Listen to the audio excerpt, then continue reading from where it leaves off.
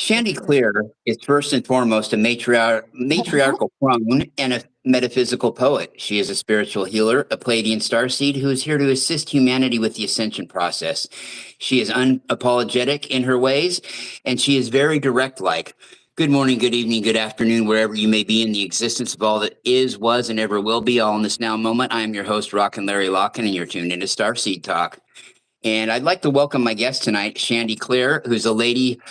You're going to find her story really interesting, like so many of ours. And Shandy, how are you doing now that I stumbled and bumbled through that introduction? How are you doing, girl? Oh, I'm good. I'm good. I could hear you for the most part. Well, that's good. So, your camera's glitching, but you're steady flowing with your voice. oh, well, you're welcome. You you want to tell everybody how your journey got started? On the Starseed walk that you're taking, some of the things that influenced you on this path, and when it really got kicked in. Roger that. I used to watch this show back in the 80s called Alf. Okay, and Alf was always trying to fucking phone home and go home and like go to his bitch and like help Yolanda. And I was like, I need to do that. I need to go home. So I would turn on my AM radio, and I would, how they have like the string for the freaking antenna on the little clock radios, that was my alarm. And I still do it to this day. And I would go through the AM radio and put my ear to it and put the antenna on my, like in the middle of my forehead. Cause that's what I just did. And it would like, I don't know, tune me into whatever. I don't fucking know what it did to me, and then that's it. I do that now. And then I will switch to the FM radio and I'll get a message. But that's where it started. And I was like, and then I kind of just stopped thinking about it. And I got really scared of the dark and really scared of the skies, like as a teenager. And as I was like getting older, I feared when it got dark. But no, I'm cool now. I know why now. I'm great. So yeah, that's when it started, when I was a kid. What about fast forward into when you had your, the things start happening to you, some of your training that you had starting in the early part of this century and then leading into this last decade where it really kicked into gear, you were telling me?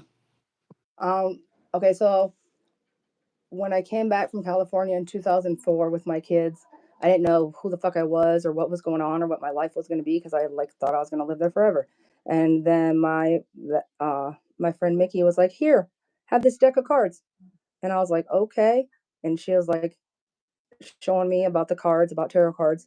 And then I had met this Mexican dude who was my teacher, and he's like, "Okay, sit down at the table." And he would do thousands of readings with me, not even talking to me, like just, and then like within 6 months, like it was like, and like during that time I practiced like magical shits, but I'm not going to get into that. But like all the way up until it took 4 years for me to actually like legit open my third eye. I did it in a ritual with a candle flame, made the candle flame go up out of it and back down, and then like the fucking mirror shattered. And I compared it to like when Bella got her powers, like on Twilight. It was insane. And then so within 6 months after that, I had gotten Hodgkin's lymphoma, and I'm convinced it was because of the intensity of my, because I was on a quest to learn. I learned everything from books. I wrote everything down. I did all of the northeast, southwest. Like I was on this journey, and I did all these. Dude, it was like a self, like, because we didn't have the intro net back then. I went to the damn library and I took notes, you know what I mean? And I like was pressuring myself so much to learn. And that's when I got into like Edgar Casey, and like that's when I started learning about Sylvia Brown shit, and like that came with the CD, How to Contact Your Spirit Guide. And I was like, oh shit, we're gonna play that, because me and my friend Mickey would read the books and try to hypnotize each other. And then we just start laughing, and we like, we didn't have the YouTubes, and so we did that. And then I found out who my spirit guide was and all that jazz and whatever. And then yeah, I got sick, and then I kind of stopped for a little while, and then had my kids, because I raised my kids myself. They kind of got a little older, and then so fast forward to like 2020, after the Rona, and after like I had this experience with my false twin, if anybody knows what that means, almost a murderous fucking thing. And it was like, okay, that summer I'm doing healing. I need to get back into this, blah, blah, blah. And that's when I started like doing readings online. My friend was like, dude, I got this spiritual love, blah, blah, blah. I'm like, all right. And so that's when I created my YouTube channel, and I made some videos. And then I was like, oh, we can create a Facebook group. So I said, fuck my YouTube channel. And I like was all about the groups. And then I was on in everybody else's group and blah, blah, blah. And yeah, it just, I've learned, but during doing that, like I steady learn. Like I'm always trying to like find another thing to do. So like, in about 2021, like when I moved up to my attic in my house, that's when I was like, I'm gonna dive into this Egyptian because I always loved Thoth and I always loved that. Like I kind of knew about it. And my homie Kedrick Winterwolf, he made me this universal hexagram, like it was a totem he made out in the forest out there, and fucking it because he's a alchemist, whatever, and it was like my totem, and I bought it with my stimmy. It's gone, but like I wore that for a while, and then all of a sudden it was like take me to where I need to go. And so that's connected with Hermeticism, so that's connected with the Egyptian. And I'm like, okay, I need to go down this rabbit hole. And then I went to Udemy and got a couple certificates in crystal therapy and whatever. And then I was like, ooh, galactic astrology, what is that? And I looked at the class, and it was like learning about your galactic heritage and then doing people's galactic birth charts and finding out, yep, I'm doing it.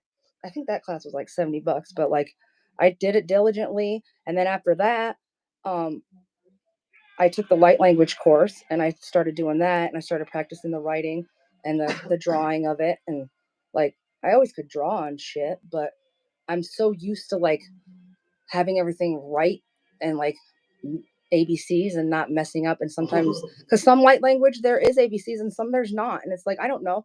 It has to be a channeled message. It's a whole channel. I'm like, what the fuck, dude? This looks like chaos. I don't know, but like it's always for me. But I stopped kind of drawing that because it just pisses me off because I have to get it perfect and I can't because I'm not a fucking computer. And it takes me back to when I was doing geometry and it was like, fuck this protractor. Like it does. It gives me PTSD when I try to draw the sacred geometry because I can't get it fucking right. I have to trace around shit that circles and it still fucks me up. You know what I mean? So it's like, but like when I started to get into automatic writing in 2006, 2007, around that time, that's when I bought this Edgar Casey kit. Actually, I bought his book, How to Awaken Your Psychic Powers. And I was like, all right, I'm going to get a journal to go with it. And I just grabbed a purple yin yang journal.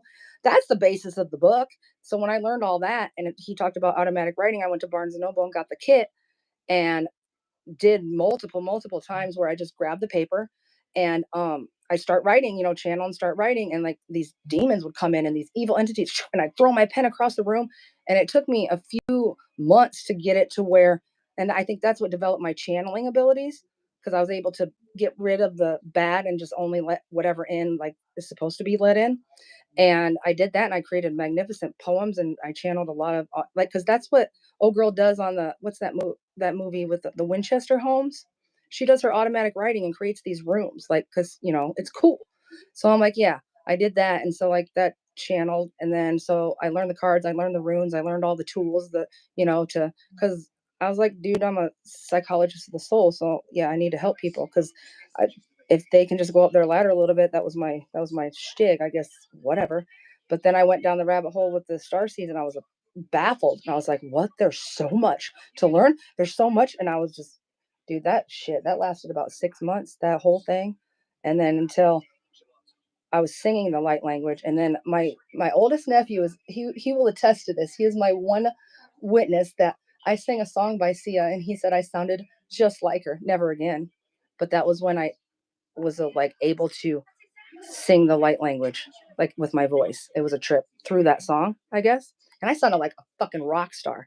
But he was like, "Is that you?" I'm like, "Hell yeah, that's me." He's like, "That's amazing. Usually you sound like shit." I'm like, "I know, right?" But that's when I started talking in it, and then like I realized like when I got bit by the Christian bug back in the day, I was speaking in tongues with them folks, and it was Jabus was the only way. And dude, I was feels like that tongue talk, and I did it. And then I just woke up in the back of the church a month later. I'm like Marlena waking up out of a coma. And I'm like, where the fuck am I? What am I doing? And they're like, Sister Hickman. I'm like, no, I gotta get out of here. And I'd thrown away all my fucking cards because it was evil, like that was like a 4-month thing. Dude, it was bad. It was worse than the Rona. And then I just like, why did I throw away my sun and moon tapestry? You know, it was terrible, bro. And it was just like, but I realized that's not tongue. Like what I was doing, I was speaking light language. When I heard the light language and I would watch these, my homie Tyler's like, you got to watch these transmissions and these downloads. I'm like, what are you talking about? You know, and I've always been referred to as the file cabinets. Clear, access your file cabinets. I'll shut my eyes like I just did. And then a bunch of information will spew out because I can like put information in there. I'm the recorder. It's what I do. But like, dude, and I just and just start talking, and I'm like, huh, and yeah, it's crazy. Like, mom's doing her light language talk. Then I'll start moving my fingers and stuff, like how Da Vinci did, you know, with your thumb. Yeah, but I don't know. I know things, but I don't know things. There's so much shit that's coming out now that's just like in our face, and it's like so many fucking people get so many things wrong. Like you know me, I don't know the legit story, but like I trust you. But like these people are like they just assume this shit, and they got to throw the fucking Bible in with all the theories. Like, how are you talking about us? And throwing in James Act chapter. What the fuck does that got to do with the Nephilim? Leave it. You know what I mean? Like, stop it. Stop it, you little ignorant millennial. Like, I can't deal with that shit. Like, They have no clue. They're just regurgitating some they're bullshit. the fallen Really, angels of the yeah. Lucifer's too. Okay, well then you better go pray about it and fucking figure it out. Eat some more flesh and blood from your God. Go ahead. Yeah, I don't understand that either. I don't. Yeah, to me, that's never made any sense to me. I don't know why people do that, and I don't know why they would put all their eggs onto one character, Lucifer, or a god, or a fucking this or that, or even Jesus. I mean, but they're talking about like these pyramids, and then they start going into their own theories, and then they want to throw some Christian shit in there. I'm like, that's irrelevant. That's when they lose the plot with me. Dude, you lose it. But I don't know. I've been told things. I've been, you know, I think like my intuition, you know, is that like, I always wonder, like, it's connected to different sources, you know, like if it were, you know, so like, it's not them, it is, but it ain't, you know what I mean? Oh, absolutely.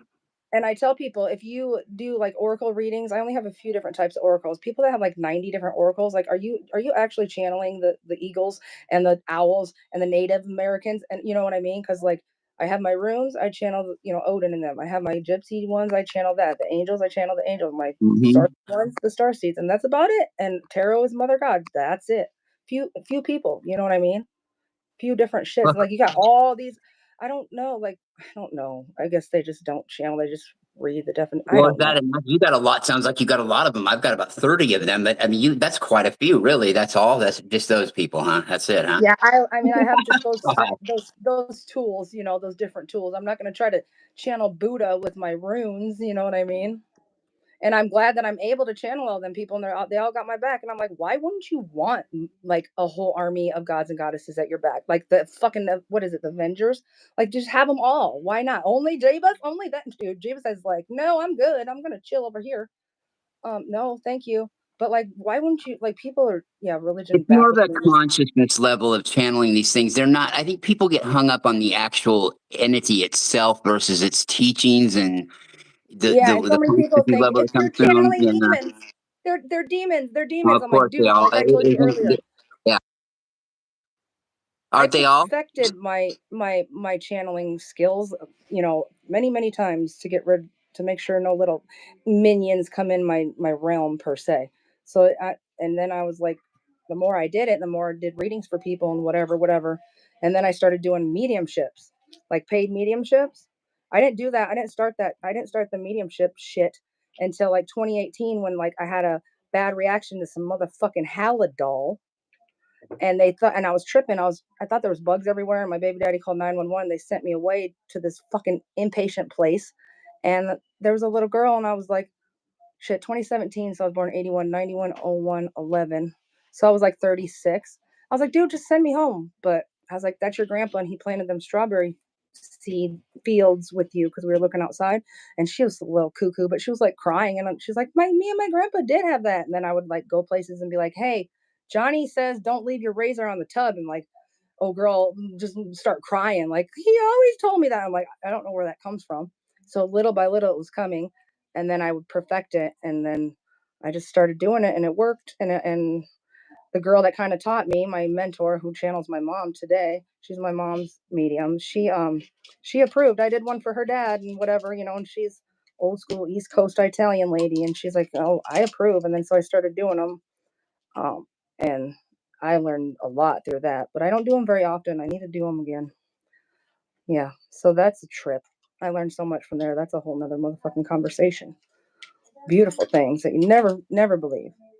But I don't know. It's just like I always was attracted to Lemurians because I got the Lemurian quartz back in the day when I was learning how to do crystal, because I went to the grotto and it seemed like every crystal I needed, I got from my it's my sacred place out here.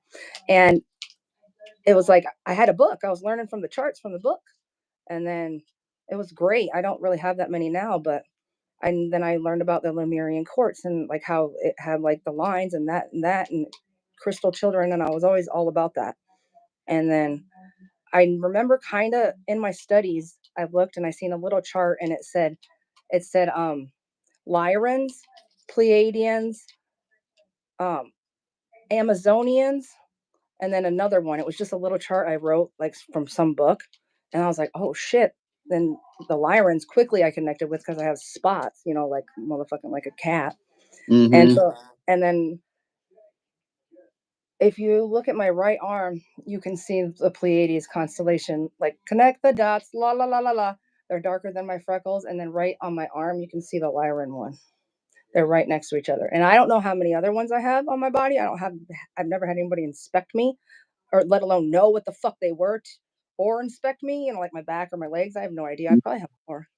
And then I go down to Florida and be like, here's my arm. Take me here. I'm one of you. Let's go.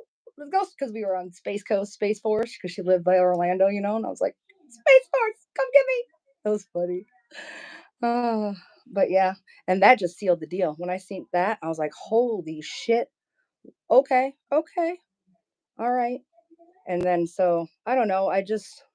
I'm still learning. I don't know like the true history, the story, even though I've read and heard the whole audiobook with the Emerald Tablets, and I know about the Kybalion and the true and the ways of the real. And I know, like I was saying earlier, the messages that come through nowadays, like 2 years ago, when was the fire? 2 years ago, I had a house fire, like the attic we spoke of, and it burned all of our shit just up in my attic.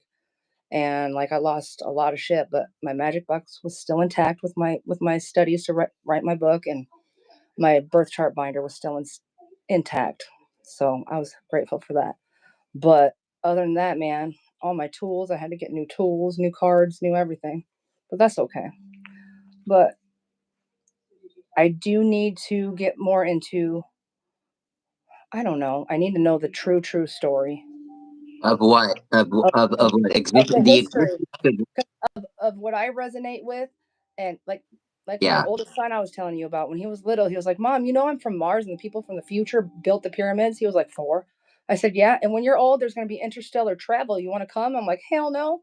He's like, let's go into Gravitron to remember what it felt like to be on a spaceship. And he gets off. He's like, just like I remembered. He went on it like 10 times. He was so excited. And he's like, yeah. I'm like, okay, there, dude. And then he's like, yeah, duh, Mom, because that's when the what do you say, the bird guy took everybody, because made the meteor happen and took everybody in the flood and the pyramids and this and that. And I'm just like, you're 4, dude. He's like, yep. And that's why babies like lights, because they remember the lights from heaven. Okay, gotta go. And he like ran away. And I was like, this kid. So he's like that. Right. Yeah, he's right in what he's saying. Yeah, and he's 26 now, and he'll stand to his motherfucking word. But he still thinks he's better than everyone because he's fucking Atlantean. And he's fucking got a Sheldon Cooper brain. Ooh, that kid. But God love him. He's the only one woke to this shit. My other kids make fun of me. They're grown, but they're like, okay, whatever, Mom. It was a sign. It was the moon in Scorpio. That you just got to know who to talk to about it and who not to talk to about it. Yeah, that's a big mistake I made early on in my I say awakening. My UFO contacts was telling everybody and expecting everybody to see it and shit. And I tell people, don't be careful what you wish for, and don't go just tell anybody. Yeah, you can't just tell anybody. Right. They're not ready to hear it. It's totally counterproductive to just tell anybody. You got to use common sense. You can't go to an old black lady and try to talk about some reincarnation or some aliens, and you can't go to a a Catholic Mexican lady and talk to her about that. Just like you can't go to a muggle, a straight fucking junkyard muggle, and talk to them about the word consciousness. They won't know what that means. They have their own level of perception and understanding, and you got to kind of know. Like, might as well talk to the brick wall at that point. You know, like it takes a lot of time in the wild to even develop those skills. I think because I've developed those just being out in California and out in like the big cities and just out there. Like, dude, I don't know, with my kids and shit, but they're all grown now, so I don't know. I got a lot of time on my hands. Hence, here Yeah, we are. you were mentioning going down to Florida, right? You had just been talking about those design or those marks on your body. You didn't go up to any of the retirees down there and say, "Hey, this one's from Lyra. This one's from Pleiades. Would you like to spot No, a star system I on my just body?"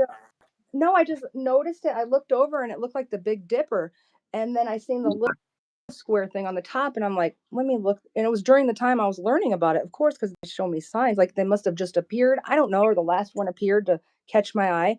I always knew Right. about the little rectangle on my arm. Like that one was there first, but this one is darker, like brownish black freckles, and you can like Pee Wee Herman connect the dots. Like it's different than my freckles, and I do have darker spots elsewhere, but it is. And I'm like, holy shit. And so like that was a big confirmation for me. I was like, dude, you can't lie about that shit. Like I'm not making this up. People, I show people the picture and they're like, whoa, that's what it is. I'm like, dude, of course it is. I'm like, damn, that's crazy. So what's that mean? I'm like, I don't know, dude. I'm like marked. I don't fucking know. I feel like, remember that Alien movie back in the day when they had that thing in the back of their neck? I don't know what that was, but that shit scared the shit out of me. Well, that's what Hollywood does is they scare people with these ooey gooey looking aliens when in reality that most of them look like they're an art form. They look like human. They look like human And beings. We come from them.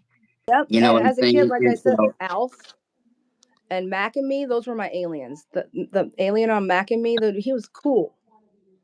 Like those what I resonated to, mhm. like the cool guys. And like even now, the movie Paul, that's my dude. Yeah, or Like hell ET. yeah. Yeah, you're right. Yeah. Yep, for real. Crazy. Yeah, I always Well, had an affinity to like space because they called my dad the hippie weatherman. So we were always taking home videos of the sky and the thunderstorms, and we'd lay on the ground and look at the stars, and he'd tell me about the birds. Like he's very, very like fucking Grizzly Adams type, you know. And he would talk about that, and like I would stare at the sky and just like, I don't know, it's crazy. But I'd always be scared. Like, I'm never going you gonna go in space? Hell no, I'm not going up there. I'm scared as shit. Just because so not am because I. I'm So am I. alien. Actually, I'm scared of it too. I feel like I'd be drowning or somewhere. Like I'm drowning. It kind of it unnerves me a little bit to be in space traveling around. Right.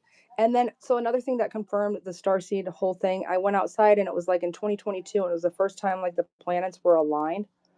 And so I looked outside. What was I watching? What movie? I was watching some movie, but I went outside to go look because it was like, oh, they're aligned because my star night map thing notified me.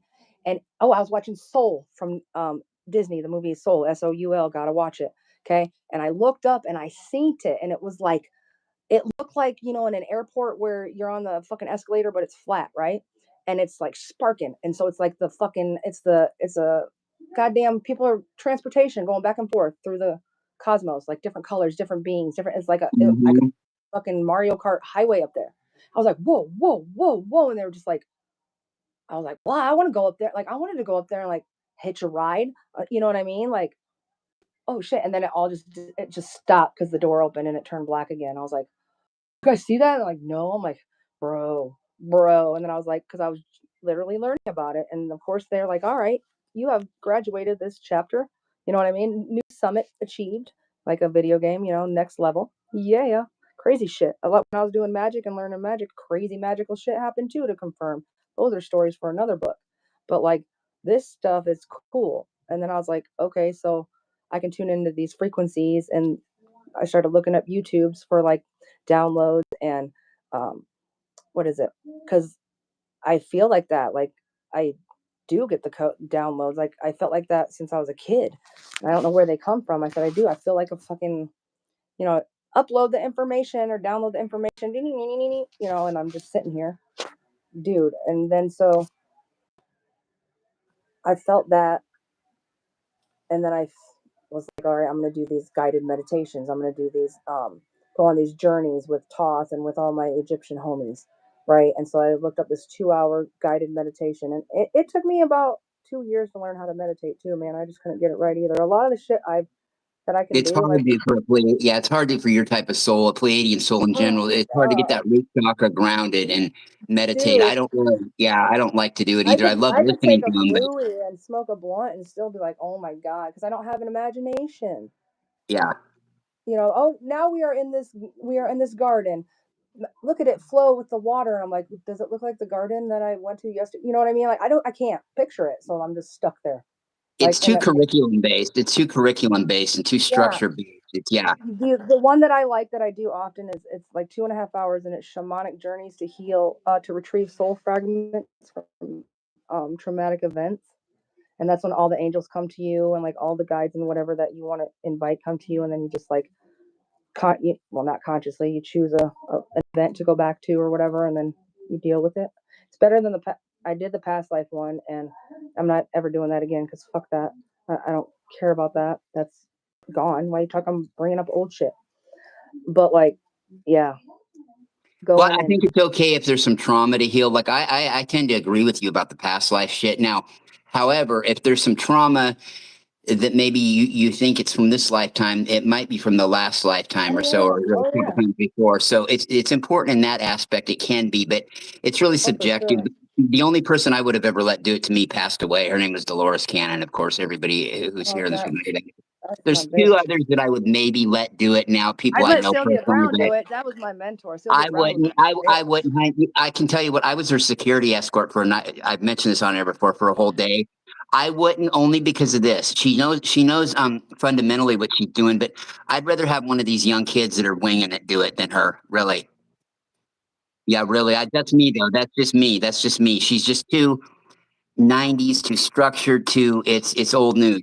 Right. Right. You could say the same But thing that's about what I learned on like her Dolores books, Cannon, but like the basis of like Gnosticism and the basis, and that's when I learned like, heaven and things like that. So I learned about all that shit like 15 years before I even dabbled into actually doing the mediumship shit. So I'd already known what it looked like, and I already like I had whatever I learned from the books, it don't matter. Like I know, like I that type of shit I can see. Like look at we are now in the Hall of Records, and I'm like, holy shit, it's beautiful. But like if they say you're coming up on this, or we're at the fucking Hall of Justice, oh my god, like I know what it looked like. I can see it. Like I've been there, and it just like, dude, it was beautiful, and it's nothing like, I don't know, it's crazy. So then I was able to do that, and channeling I'm like, I can channel, because to do a mediumship, I have to channel Archangel Michael to see if the person's even available. Sometimes they're not; they're doing other shit. So like channeling the humans and the angels and whatever and Javis and them of this earth, and then it took a lot out of me when I was trying to channel, like, for example, I don't know, a Pleiadian Ashtar type dude or something on a meditation, and I couldn't do it. Like I couldn't do it, and I just couldn't. But then I got them Starseed Oracle cards, and that helped me a lot. It really did.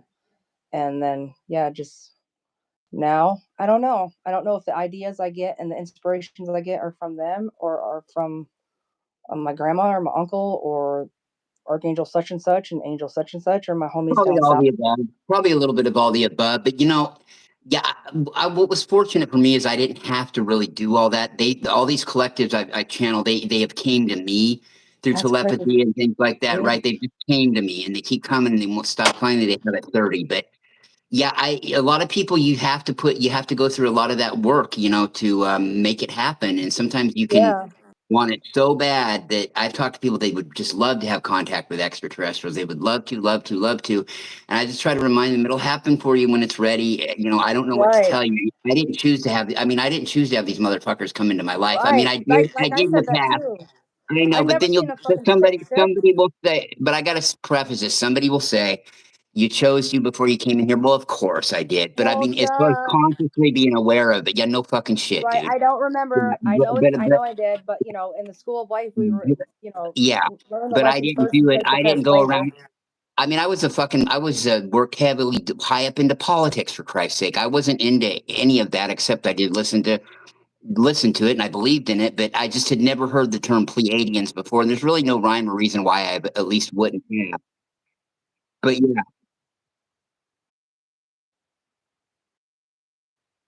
Yeah.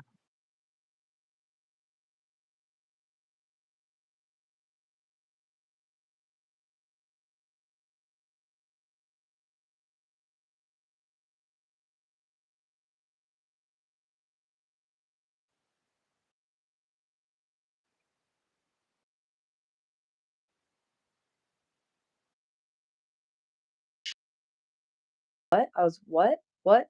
And so I don't know. I don't know. I just don't know what I'll do with that information yet.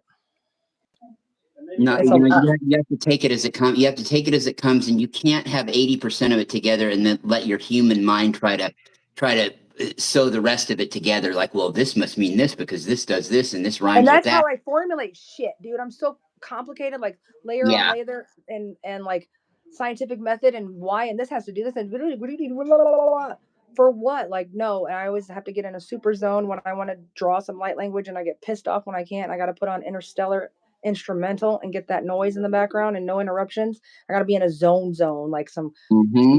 fucking creating music or something and have the beats on and then just like do it. And it's rare that I actually get it right on the first try. Like I'm so fucking critical. I'm like, oh, that looks stupid. That looks like a kindergartner's writing because I'm always like, I want it to be cute.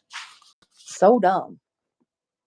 I don't know. It's crazy. It's like my writing um paradox. It's like allowing me to let go of that rigidity and that ABC type mentality and just it doesn't have to be all perfect and perpendicular and look cute, like it's a goddamn painting or an art thing.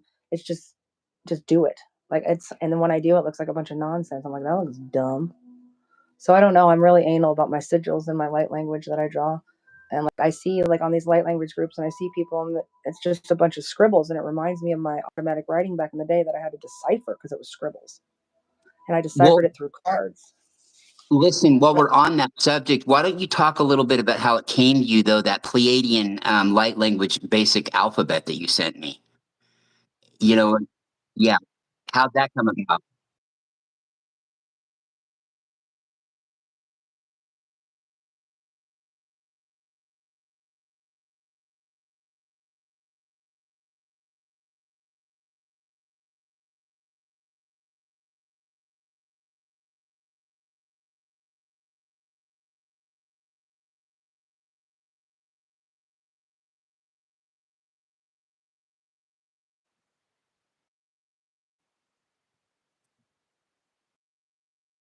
Yeah.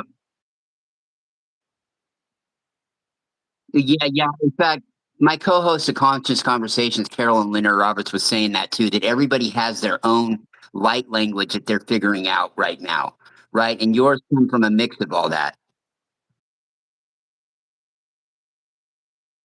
I was drawing and I was, looking up shit and I was down my, rabbit hole and the symbols of it. And like, it was a process. And then I was just like, how do I do it? And then it was funny because the dots on there, and the little like accent lines remind me of because Vietnamese has accent lines and the little dots remind me of like people draw the light language and they get them little tiny dots on it reminds me of prison drawings. I'm like, I can't do that. Oh my God, no, I don't have that much patience. But like the little dots here and the little dots there, like it mattered. Like when I draw my shit, the little dots are just I don't just randomly place them. It's weird. I don't know where the dots came from. They're new. Yeah, and I Well, always thought that I had to like have my light language encircled. And when I was a kid, when I drew, I always put every like my drawings in like what's it called? It looked like a cloud. You know what I mean? Like a circle cloud around my drawings, and that's like the motherfucking, the sacred geometry shit, the circles or whatever. And I was like, huh, yep. And I used to tag back in the day, spray paint and fucking, be all mhm. cool. And I realized a Oh lot yeah. of it looks just like the homies tagging. It looks just like what I used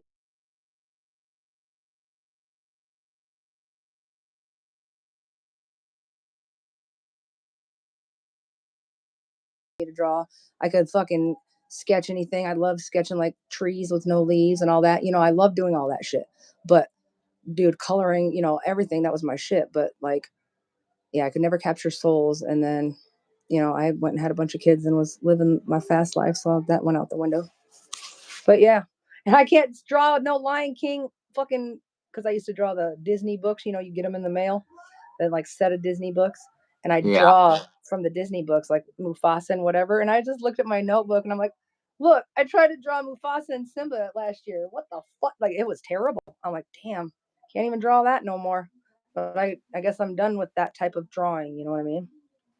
Yeah. Yeah. Hey, what do you make of? We talked about this earlier. What do you make of all the different languages on Earth? You know, we talked about how, of course, we can understand some of the differentialities, but I mean, Mhm. there's so many Well, fucking many. You know what I mean? yeah, it's insane too because I grew up in Waterloo, Iowa. That's where I'm at right now, and we had what we call Tyson now IBP. It had all different races would come here from out of the states, like Mexicans and Asians and the Islanders and the Bosnians and a whole bunch of them, and the Africans, all of them, and like um I hung out with most of those groups of people, and I never fucked with the Africans. I was scared of them. No, sorry, no disrespect, but they scared the shit out of me. They're mean. But like I noticed that when they would talk their language, I didn't understand it, but it was like but then and I noticed like before I understood Spanish or before I understood any Vietnamese, it all sounded the same to me. Right. And I was like, but it's different languages and you guys are different. And like then you got these like I don't know how many fucking nationalities there are. It's like not just you speak Asian or you speak South American. There's 20,000 different kinds of Spanish, Different kinds 20,000 of different kinds dialects. of, Yep. yeah. And their language, when they draw, like the Cambodians, where they all look like, I'm doing it with my finger, where it looks like fucking the pi symbol, letter R's or letter N's. And Mm-hmm. Vietnamese, my kids are Vietnamese. I have 3 Vietnamese kids. So they have the ABCs, but they got so many damn accent marks. Hoi, hoi, hoi, with the dots. Nope, done. Not learning that. I Yeah. tried to learn that and I was like, I'm not doing nope, can't do it. I swear in Vietnamese all the time, but I don't speak that shit, but I understand it. But I speak Spanish, but like that's the easiest language. But like, and then what too? And it's like they're that's like they all hate on each other too. And like I have friends from England and they like automatically assume that everywhere in the United States, like they talk like this. Like we're all fucking cowboys. I'm like, that's not how we all talk, dude. No. And like it's funny Or how they they think just we talk assume. like on the West Coast. They think that, well, most of them actually do think that we talk like you hear in movies from America. It sounds like the West Coast accent, but really we only Right, talk that right. way on the West Coast out here.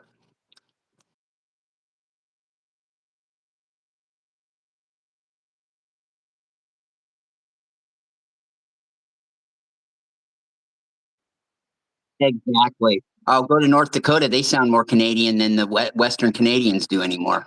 Really. Dakota?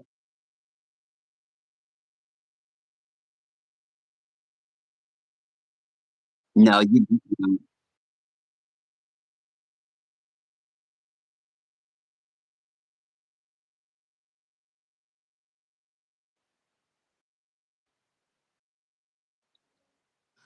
exactly. What part of Coos Bay? The west side.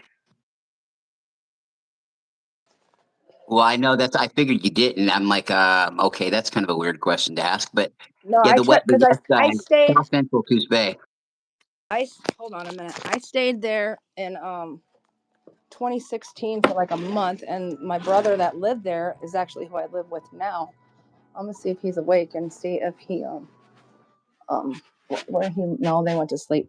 Well, like if you go through that highway that goes all the way around the coast to the end of Coos Bay, like you're gonna exit Coos Bay, and there's a I know this doesn't narrow it down, but 101. there's a trailer park, and then you go right across the Yep. street, and there's the bay right there, doing like with some quicksand, like Yep. right there. And we pretty much stayed right there the whole time, and we went walking downtown and shit, and like avoided all the scary people, but it was pretty cool. I liked it. I liked the crystal shop there. It's kind of overpriced, but I liked it. Is it still there? No, No, it's not. That no, sucks.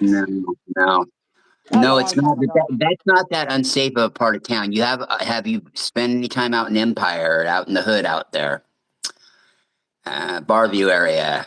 No. Well, we don't need to get into a dichotomy about Coos Bay. Good old Coos Bay, Oregon.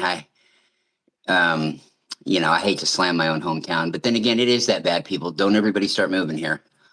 Um, yeah, it's the West Coast kind of seems to speak like you would see on a movie, like you'd see on your typical American sitcom. Of course, some of the movies, that y'all and how they talk back in New York or Boston, baseball, my khakis, things like that. It seems like we pronounce things a little bit clearer out here. I don't know. That could just be my bias because I'm from out here, though.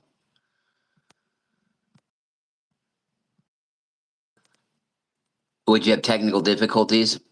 Ladies and gentlemen, we have some technical difficulties. Shandy has, I don't know, her phone must have went dead again. It's that Pleiadian energy. A lot of times you get a couple Pleiadian energies together, and so many things went wrong. It took us 4 hours to get on air. It usually takes me 4 minutes to get a broadcast set up. But I remember doing all these shows with, where Bridget Rao would do shows for the channel. She has a big network now called Divine Essentials, but same thing because of her Pleiadian energy. It would, everything would go, any little thing you could imagine would go wrong with the technology, the broadcast, so you get a couple of those energies together and it really, it can make for chaos. Because one thing was we have trouble grounding, a lot of us, with our chakra system. We're fine all the way up, but it's that ground root chakra that has a little bit of trouble staying in one dimension at one time. Let's see if she's going to come back on air. We'll give her about another minute. But I will also take this opportunity to invite everybody to join us Thursday morning, which is day after tomorrow, it'll be 9 o'clock Pacific time and 11 o'clock Central time, where my co-host Carolyn Larry Roberts is broadcasting out of in San Antonio, Texas, deep in the heart of Texas. And she doesn't really have a Texas accent, but the Texans, their accent isn't quite like the rest of the South. It's a little bit less, and it's getting less and less all the time because of the northern contingency that's moved in there over the decades. So, you go to Dallas and San Antonio and Houston and Austin, you really don't have it like you used to. It's people sound more like they were from up north because a lot of them are. So, you kind of have to go down to the rural areas. But I found that rural areas and a lot of places people speak that way. There are people that live up in Oregon that live in rural areas that have never been to the South, and they sound like that they have that drawl. So, it's sometimes it's not always about geographic location. You don't have anybody just speaking British out of the blue, or having a British accent out of the blue. But the American dialects, can kind of come from different family members too. Maybe Grandpa Joe had grown up in Arkansas or, somewhere in Mississippi, and that they listened to that accent growing up or something. I know one thing, it's hard as hell to get rid of it. When my cousin moved down there for a couple of years when she was a teenager, she came back and she sounded like she was from the Ozarks. She just lived down there 2 years, man. It took her probably, God, it took her probably 5 years to get rid of that accent. It took her a while. It took her quite a while to get rid of it, but she picked it up. It was really thick, when she moved back up here. So, it's, your mind gets used to hearing the vibration of other people's dialects, especially if that's predominantly who you're around. So you kind of tend to start speaking that way. I think that's not any really big intelligent observation to come up with. I understand it's not very Sigmund Freud-like, but that's kind of how it is. And America does have a lot of different dialects, which a lot of countries do. We can say that, I can sit here and go, well, that's unique about us, but it's not really. It's just because I don't know, because like she was mentioning earlier, I hear that, and a lot of times it sounds the same to me. Then I'll hear languages like my soon-to-be ex-wife's from Iceland, and it's not even that I don't even understand it. I can't even try to mimic a word of it that they're saying. Usually like with some language, you can be a wise ass. With some language you don't understand, and you can kind of mutter out what it sounded like. I can't even do that with her. When she would talk to her family, I couldn't even, it was a sound that I wasn't even familiar with at all. Like I couldn't correlate it with anything else, right? So that's kind of how it went. And yeah, it's definitely different. She was talking about Spanish being easy to learn. I hear that it is the easiest language to learn. I've got 3 kids, 2 kids that speak it fluently, and another one that can speak it fairly well. Okay, they took it in school though, and of course my oldest son's autistic and a genius. I think he's trying to learn Russian now or something. Or Japanese. He's on his way to his 3rd or 4th language. But I took it. The problem with America is they don't we're very foolish in that we don't teach our kids two languages right off the bat. Spanish and English right off the bat ought to be learned right off the bat.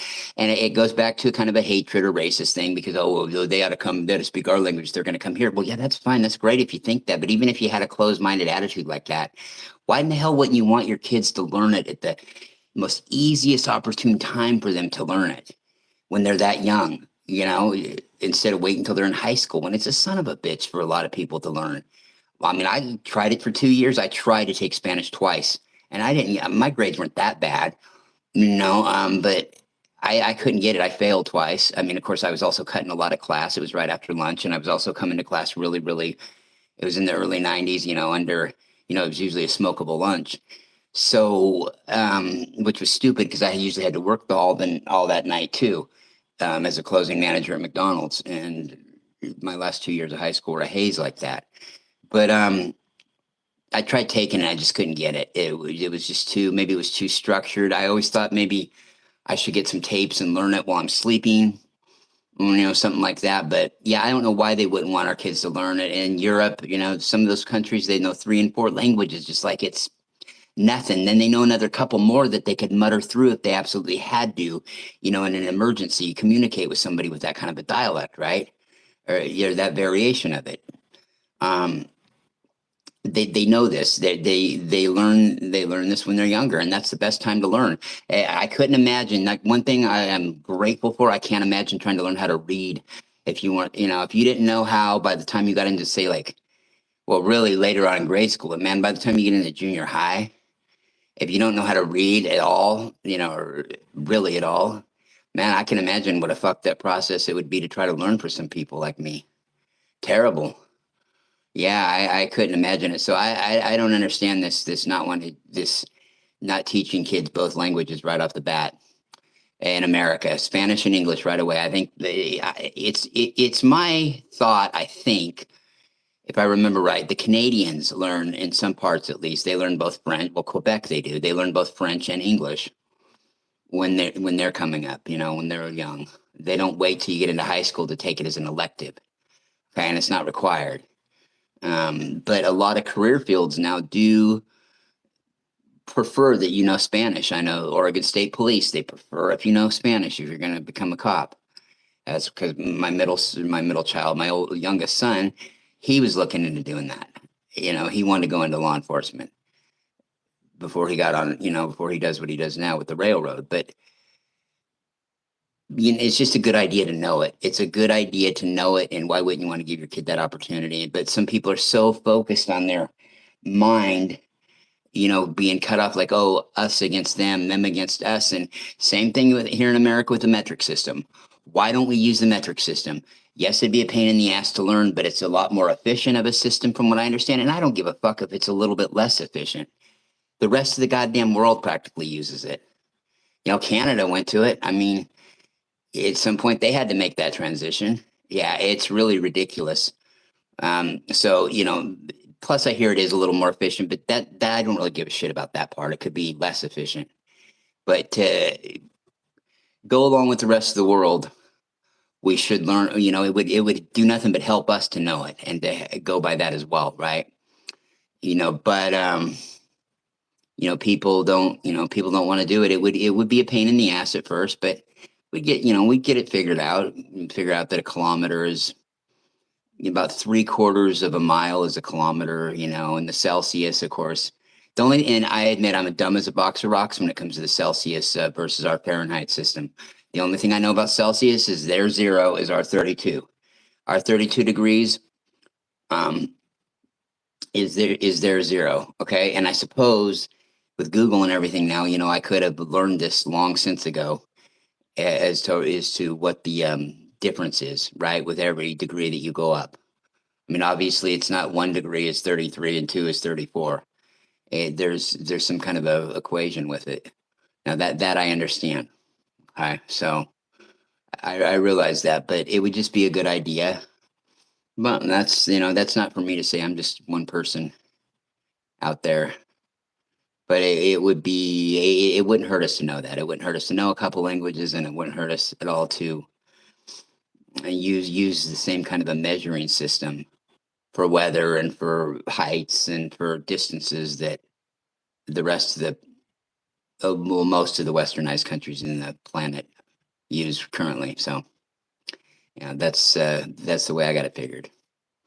Yeah, it's not a subject I like to really get into too much because I will go off on a rant about it. It's sad, but hopefully with this, especially with light language, and that's what Carol and I were talking about on our show, just conversations with Carolyn and Larry, every Thursday morning on this network, 9 o'clock Pacific. That's 5 o'clock in the UK, I do believe, and then 6, 7, and 8, depending on where you are in Scandinavia, and so on and so forth, right?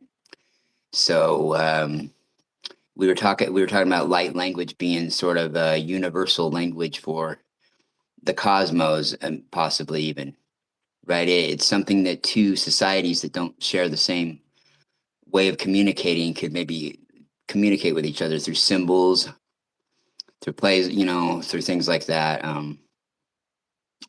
drawings, symbols, that sort of thing, right? We're figuring it out.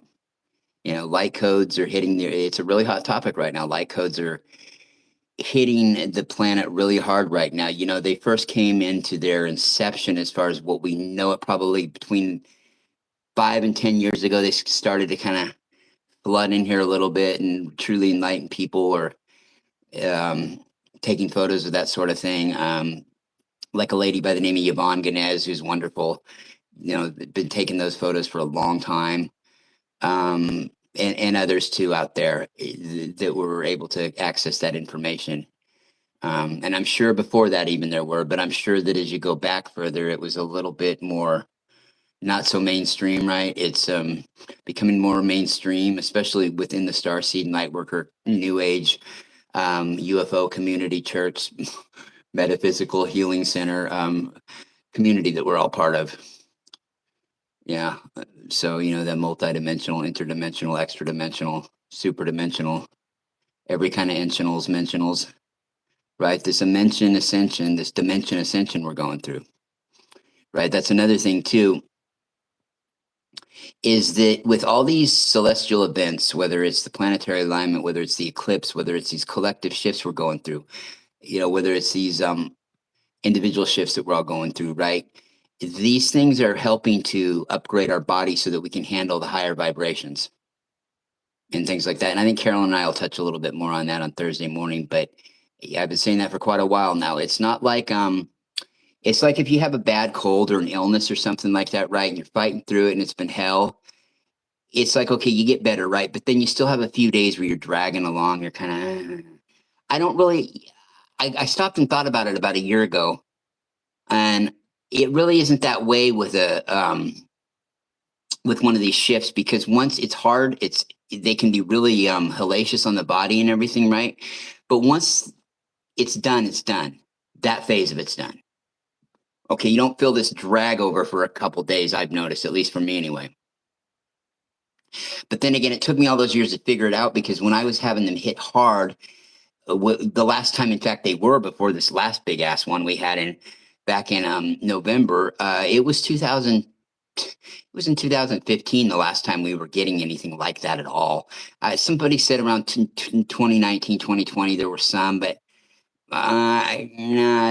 maybe there was enough people that say that there probably was a little bit, but I don't really recall it too much. Of course, I took 5 years away from all this too to, just pursue and focus on other things.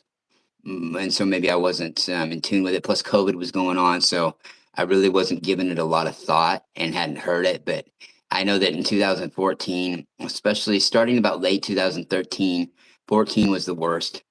In the probably 3/4 of the way through, or half the way through 2015, it was really hellacious. I mean, we were having these things every other month. There was this big energy shift hitting. Boom. We were constantly and perpetually in one.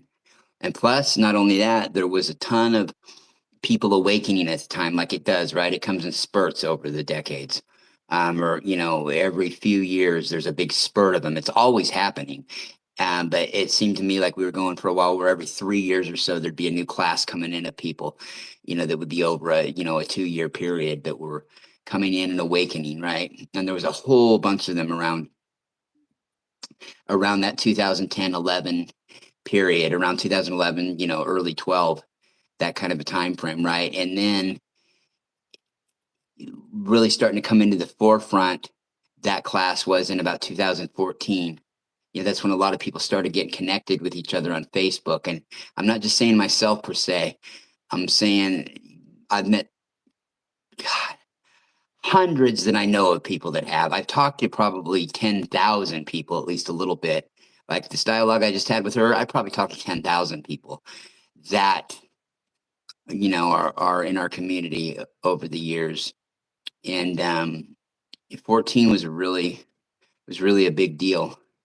And it was hellacious. Some of the ascension symptoms were crazy back then. And I never felt anything like that again until this one we had in November, where the energies were so high vibrating that it was noticeable, and things were happening to me that I hadn't had happen in about 10 years, going on nearly 10 years at that point. So, yeah. And then of course, right after that, we also had a Mercury retrograde hit. And late November, around like right as that ended, we went into a Mercury retrograde. Or wait a minute, that didn't start till early December. So there's a week or two layoff, right? I didn't feel any of that Mercury retrograde, and I thought it was so close to that shift we had just cleared that I think that our most of our vibrations were so high that we didn't pick up on that particular Mercury retrograde um, during that particular one alone. I never really have either with Mercury retrograde period. The only thing really I've ever felt from it was a little bit. In the first day or two of it, I get a little bit, I don't know, depressed or kind of weird feeling in mood wise. But it seems to me like it's kind of a discriminatory thing. It seems to me that the Mercury retrograde really hits the female souls a lot harder, and maybe because it's probably because they're more in tune with consciousness than males are. The divine feminine is way more in tune with the consciousness, right? And feelings in general. I mean, just in general. Not to mention they're probably about 10 to 15 points smarter than men are IQ wise on average. But the consciousness level, the feeling is, as many as 20 times more. So it seems to me like I haven't heard a lot of the starseed males talk about it, Mercury retrograde really fucking with them much at all. And I like to consider myself as in tune with it as a male can probably be in this plane. And even I just get a little tiny, um, you know, whiff of the Mercury retrograde. I just remember too that back in 10 years ago, 11, 12 years ago, we were always perpetually in it, it seemed like. It got to be kind of a joke because no matter what was going on, people were just using that as the reason why they weren't feeling good. Oh man, fuck, it must be Mercury retrograde again. But the reality of it was they were feeling something because we were perpetually in a goddamn collective shift then. I had my former co-host of mine, Raquel Toombs from Canada, we would talk on the phone for hours, and she was going through all this crazy shit in early 14 with her body feeling like it was turning into a bird and morphing and doing all kinds of crazy shit. And she's a very stable, sane-minded, strong woman, if you know who she is. And so it was pretty hardcore. But what happens is it helps upgrade our body. We get that download, we're upgraded. Now we can handle that next rung on the vibrational, stairway to wherever we're going, right? As we wind on up this road, as Led Zeppelin would kind of say. It helps us to adjust to that.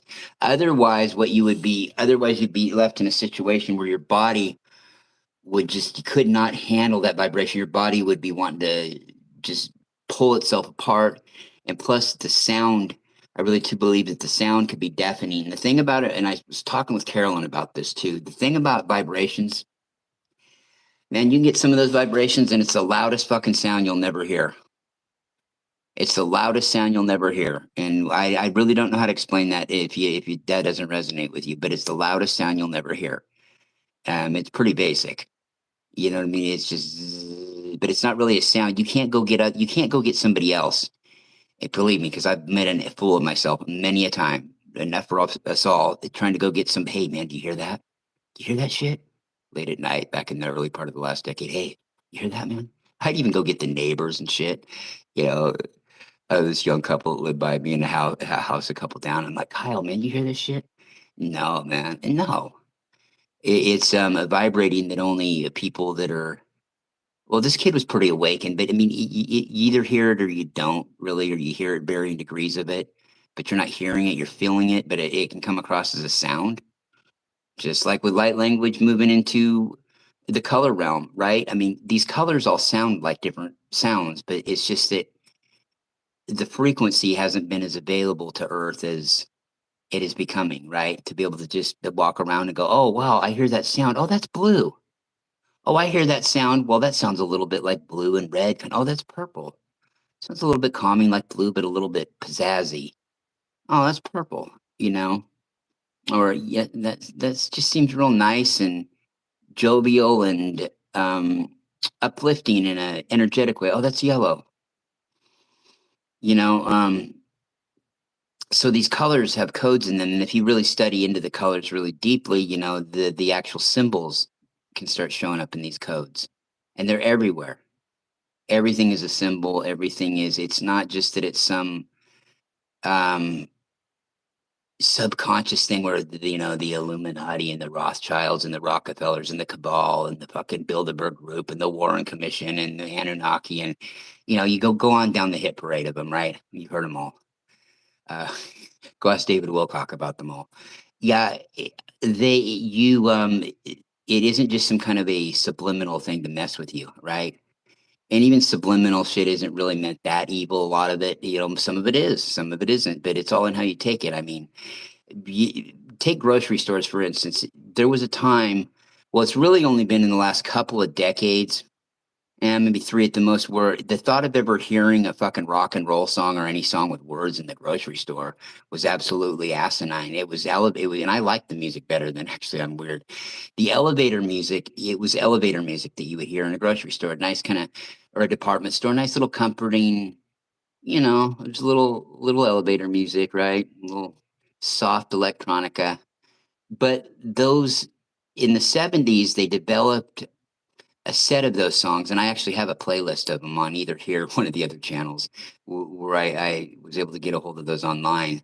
Yeah, grocery store sounds of the 70s and in the 80s. You know, they were predominantly um, that's what they played, but some of them were to try to dissuade you from stealing, subliminally try to get you to, you know, be honest while you're in the store. Some of them were trying to, of course, get you to buy certain shit. Some of them, yeah, they were meant to alter your mood, right? It's just a matter of using the technology for the wrong purposes, you know? So I guess in a way it is kind of bad, but, you know, we have to take responsibility for our own selves, and you can't blame it on something like that, although it's the reason why they're doing it, you know, is to try to get you to behave while you're in the store and go, god damn it, don't you know that aisle 20 is having a sale on parsley, so you better get your ass on down there. Yeah, get on down there and get yourself the, got a great deal going on here, you know, back in the day where you could smoke cigarettes in a grocery store. You know, youngsters, you probably don't remember that. I barely do. I mean, I was a kid when I was just becoming a teenager, I think, when they stopped letting it happen. But yeah, parents come home, you know, on the weekend. They both work nights every night. Anyway, I was an only child that kind of raised myself, but I mean, they gave me everything I needed material wise. But oh yeah, mom and dad be all drunk and we go grocery shopping, and you know, dad would be checking out the produce with a cigarette in his hand, you know, and shit like that, and there'd be butts all over the floor, and you know, and boy, I kind of, God, I just miss those days. I was, you know, pushing on the cart or doing whatever kids do, screwing around, trying to ride in it when I was too big. And, you know, between ducking and dodging, getting burned by dad's cigarette and, you know, hoping that he didn't, an ash didn't fall off his cigarette into the salad. You know, it kept the kid pretty busy back then. But yeah, I don't know what happened to her. You can check her out on Facebook for sure. She's interesting, definitely an interesting soul. Um, she's trying to figure it out too. It's hard sometimes when you first start talking on air to formulate everything, and she's learning so much right now. I remember being at the place where she's at, you know, just a couple years into having contacts, and you know, everything's so new and exciting, right, to you at first. It's just, it's not that it doesn't stay that way, but it's always the intensity of the newness of it, right? It really puts a smile to my face when I see it happen all the time with a lot of the people that came along after I did that had their contacts and awakened in 2017, 18 time frame, the 20 and 21 crowd, and then it seems like now instead of having it happen every 3 years, it's like every 2 years we're getting a big push of them. It's always going on, right? It's just that in certain time frames, there's predominantly more than others, right? And I think that's kind of fallen by the wayside too. So it's just kind of all the time. It's flooding more and more and more in until we just spread this whole planet with like little light bulbs on a tree, spreading our light everywhere. That's why we're separated pretty much from each other, all of us, right? I mean, you may know a couple people that are like you, but I mean, as far as people that you're going to be, that that are going to be hardcore listening to stuff like this, or, on the social media and the different areas, you probably, a lot of us don't know anybody like that in real life. I mean, not that, it's not real life on social media, but you know what I'm saying? Joe down the street isn't into the Arcturians and the Pleiadians, right? Necessarily. I know there's exceptions, my this, my that. I get it. I get it. I get it. No shit. I get it. But typically, just like with growing up in a family, like a lot of us did. So you may have a couple people in your family that are kind of enlightened and they don't realize it, right? Um, or there may not be. Or you may be really, really, really, really fortunate, and which is not the norm at all, and have a person or two, no more than that, that is also into I call it the new age. I really call it the old age because it's really relearning what we knew in the beginning, right? Welcome to the new age. Welcome to the blue age, ladies and gentlemen. The rainbow age and the blue age, both. It's complex. But yeah, so it, it's and there's also varying degrees. All the stories that I've heard from like all those people I've talked to over the years, interviewing different people, creating 40 groups and 20 different pages and all that stuff on Facebook. The one thing I've learned is that all our stories growing up, it seems like a lot of them, not a lot of them, all of them are at the least 80% identical as far as the um the dichotomy of growing up in a family where you always knew things were different and you always kind of seen things for what they were and had extra feelings for people that in humanity that maybe others around you just were closed off to having, right? Some people had it really harsh growing up in the church. I'm really, thank God, I'm glad I didn't, because that kind of a upbringing really, unless you really know what you're doing with that information and take, the good from it, which whatever that is, the golden rule. Okay, what? Yeah, the golden rule, do unto others, right? Yeah, of course, the Bible says a whole nother thing besides that, but they say that, and it says basically the whole thing is about misogynistic behaviors and worshiping a jealous God, and as people still don't get the concept that we're all God, that we're all at full consciousness. The whole cosmos is one God voice. It's one God. It's like having 3 trillion times the consciousness level you do, right? So you can imagine that if you were that much more awakened, you can imagine, and if humanity was, or life was in general, you can imagine that it would just be like you were one body. It'd be like all your cells. Now, all your cells inside of your body, all your organs, right? They're all part of that one body. They're all one body. It'd be like if all of a sudden every single one of your cells and your body organs decided they want to go out on their own. Fuck it. They want to get a vehicle too, like your body is. They want to go get a vehicle and be on their own individually, right? And so they went, and then they had all that inside of them, right? But then they forgot too where they come from until, I don't know how many eons and lifetimes later, they started to remember that they were from the source. Yeah, it's not, these gods people talk about really do exist, but they're just more advanced human races than we are. They're just more advanced human races. That's it, period. I mean, for the most part. Or they could be of some other kind of a species, but that's what they are. They're not, some of them were manipulating, right? Some of them didn't understand maybe what they were doing, but Yeah, to get hung up on all these other names, like, I mean, I love the teachings of Buddha, I love the Christ consciousness, but I don't give a fuck less about. I could give a fuck less about them as a person. I don't. I don't give a shit one way or another, and it really isn't relevant. And why would I? You know, Jesus is coming back. He's coming back. I have to pinch myself and ask if people are kidding, because it's something, my Pleiadian sarcastic sense of humor, and it can be off-putting. It's something I would do is I would go to a group, well, not really anymore, but I would go to a group and interject myself right into a conversation and say, "Hey, be careful. Jesus is coming. He's coming. He's coming on a slow, leaky raft from Antarctica with plenty of scotch tape. So don't worry. He's going to be able to patch it up along the way." But I mean, so what in the fuck big deal if he was? What does that mean? Oh God, kids, you better get to bed. Daddy's coming home with a stick, and you're going to be grounded and get 5 lashes if you're still awake. Yeah, that doesn't. Jesus is coming. He's returning. Well, then great. Boy, if it's such a good thing in their opinion, hey, then that's fucking wonderful. Boy, that's wonderful then, right? I mean, well, good, good. So what? He's going to be mad because we were talking to other human races from other planets.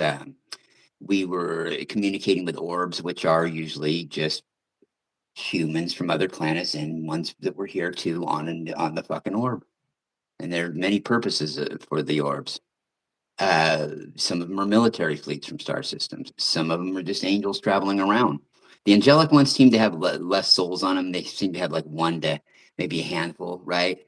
These big ass orbs that I channeled and started to when I first hear from them in 2011, they are a military fleet comprised of Pleiadian souls from the Pleiades mainly. Each one of their ships in their fleet has some Arcturians and some Lyrans and some Syrians on there as well. Just a couple and a couple of each. A couple of Lyrans, a couple Syrians, and one Arcturian is how it was put to me. So, and the rest of them are Pleiadian souls. Little teeny Pleiadian energy looking guys, looking like they look like little Nikola Tesla looking cartoon characters, or they look like the little Beatles characters from the Yellow Submarine movie, kind of. And that's the Pleiadian elementals and the Pleiadian ancients is a really strong vibration, and you can tell when somebody else has it, and they get it, because we're getting the same kind of pictures. And as you can tell when some people are having the Arcturian energy mainly hit them, so they're having the same kind of color codes hit them, and they're getting the same kind of photos, right? So that's about it. But Carol and I on our last show, I'd advise you to check it out if you want to really hear somebody that knows what the fuck they're talking about in a clear, concise, thorough, but yet not clinically mundane manner. That's why she's such an interesting dichotomy, Carolyn is, because on one hand, she's very clinical and thorough, but on the other hand, her mind is as open as it could ever possibly be. So it really makes for a great conversation, and it's really, a pleasant surprise after you get to know her. It's amazing, actually. Yeah, she's a very educated woman. She's a school teacher. She's, psychology was her thing in college. And, she's never really, I think she said she had one addiction for a while, was sugar. That was it. She's never really had any problems like that. I think she said maybe I think she's had a buzz like one time in her life of alcohol. So I mean, there's really, um, but yet she's open minded about it, right? She's not like judgmental at all. Very thorough. She channels her guys. She talks to them right there on the spot, like it's just a conversation, and she'll tell them if they're wrong or if that's not what she meant right away. She doesn't get into this big hysteria where, she gets up like Jane Roberts in the 70s or 80s trying to channel the Seth material, gets into these fucking hysterics, waving her body around and waving her body in the air like she just don't care, uh, so to speak. Very calm, but you can check out our last show, Conscious Conversations with Carolyn and Larry. Yeah, and so we'll be meeting Thursday. Last time we talked about light codes. It was a really good talk of light language and light codes. And yeah, it was really well. Doing a show with her is like a night off. It's a breeze. It's easy. Her energy calms me way down. I have to calm down when I talk to her because sometimes when we're chatting in private, if I start typing a million things to her, her energy is very sacred, like a lot of people that are Andromeda and Arcturian souls completely are. right? It's a very clean, pure energy when you're talking about those two races, which, those two races that are actually the same people. They're just from different. Andromeda's from Andromeda, Arcturus is from Arcturus, but they were both seeded by the same exact family of a collective of families that first seeded our galaxy. Let me put it to you that way. If there's a difference between Andromedans and Arcturians, it's not much. It's really the only difference is because they grew up on different star systems and had to figure some of this stuff out without having any reference points, right? So it's just the environment could have tweaked that a little, but there's not a whole hell of a lot of difference. There's some subtle ones, and unless you're really in the know about it, you can't really put into words, because I know it, but I can't really put it too much into words. And it'd be really easy for one of them to bullshit me one way or the other in that one case, or that they were the other. It would. I may think one thing, but it's pretty much the exact same lineage with those two. Not pretty much, it really is in a cosmic DNA sense. But anyway, that being said, if you want to find me on Facebook, the one play or period in social media, you go to Facebook. There's a page called Rocken Larry Locken Social Media Outlets. Okay, it's also has a secondary name, like all pages can. Most people don't realize that. The secondary name is the Larry Locken Network. You can go there and you can see it needs to be cleaned up a little bit. It has everything that I'm on and involved in. These 5 YouTube channels that they gave me when I signed up to do shows on here 1,000 years ago, 13, 12 years ago, whatever, right? And so it's just now that I only use 2 of them forever and a day, and I've been over that a million times. The other 3 I married up with pages that Pleiadians had me create years ago. The Pleiadian and Angelic Rainbow Orbs page. It's a great, very interactive page, very diverse. Check it out. There's also one of the YouTube channels that's dedicated to them, but mostly I do some shows on there channeling the orbs, but mostly that channel is pictures.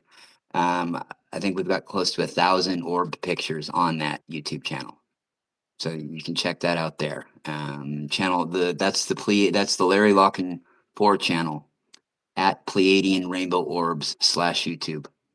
Pleiadian and Angelic Rainbow Orbs /YouTube.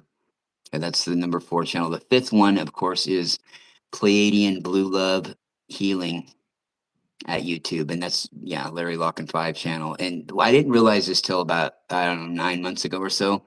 You could have your YouTube channel name, but you could also have a separate handle name. Most people, and I thought so too, your handle name and your channel name are the same thing. And you can have it as the same thing, right? Most people do, actually, and I don't blame them. It's just that somebody, a very enlightened soul, asked me. Usually I have their book up. David Starr and Francesca Rose. Francesca asked me, did you ever think about putting your stuff under one brand name, like your name? And I'm like, fuck, man, yeah, like 12 years ago. And I've thought about it about every other day since, and said, yeah, to do it. And I said, oh, are you serious? She's like, yeah, go do it. I said, yeah. So I did. But then I also decided to name the others after me, but add a number to it. So it's not like I like hearing my name. It just, it's the way it is. I'm kind of always messing with things and seeing what'll stick and what won't. Sometimes when you swing 1,000 times and strike out 1,000 times, every now and then you'll go yard with one, which means hit a home run. But that's how you can find me. Other than that, I'm on everything, but I think SunCloud is the only thing I'm not currently on. I haven't had my LinkedIn account access in a long time, but the rest of that shit, I have one on there, just have one on there. Just, for doing this, not for any social reasons. I'm curious what people think of those different ones for social reasons, but I've been into that on other shows of what I think I see with each one of them and what I like, what I don't like about them all, and the similarities between certain ones, and the fact that each one of them, though, I will say this, each one of them, each one of them, at worst, has about 3 issues that if they were to fix, which I don't understand why they wouldn't, in their particular cases, each one of them, they would be as good to go as you could get in this kind of a medium before we head into something like a quantum computing, right? And that kind of a structured society where molecular, everything's thought from a singular molecular instant. So you're accessing the entireness of the multidimensionalness that is you in the universe. Okay, with that being said, this is Rocken Larry Locken, and I'll holler at you in a minute if I can exit out of here. Yeah, oh, here, we're going to go through that again. Nope.